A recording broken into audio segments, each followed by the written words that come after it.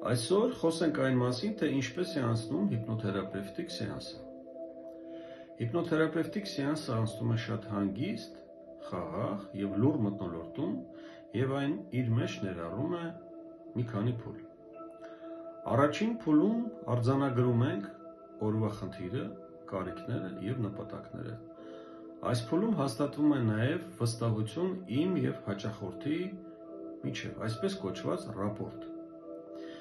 Երկրորդ փուլում կիրառում ենք մասնագիտական հատուկ տեստեր,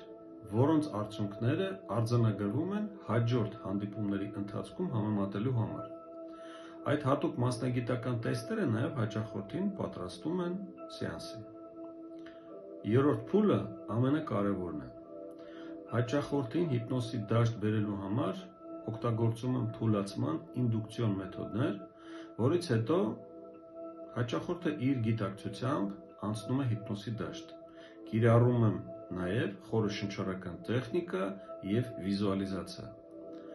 Աստիճանաբար անցնում ենք հանգիստ ուշադրության դաշտ, որտեղ հաճախորդի մոտ բացակայում է քննադատողական մտածելակերպը։ Գիտակցական այս հարթության մեջ հաճախորդի միտքը դառնում է ընդունակ ընկալելու դրական փոփոխություններ։ Կիրառում եմ նաև տեսապատկերներ և ծրագրային ներդրումներ։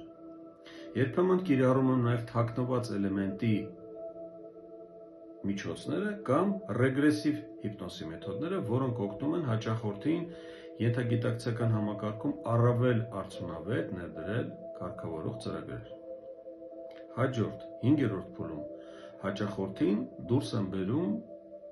հիպնոտիկ վիճակից։ Նրբորեն և աստիճանաբար հաճախորդին վերադարձնում եմ նորմալ գիտակցության վիճակին, որից հետո վերականգնում եմ բոլոր զգայարանները։ Սեանսի ավարտից հետո վերլուծում ենք արդյունքները, քննարկում ենք զգացմունքներն ու տպավորությունները, հրաժեշտից առաջ ձևակերպում եմ առաջարկություններ, այսպես կոչված տնային առաջադրանքներ սեանսի արդյունքները ամրապնդելու համար։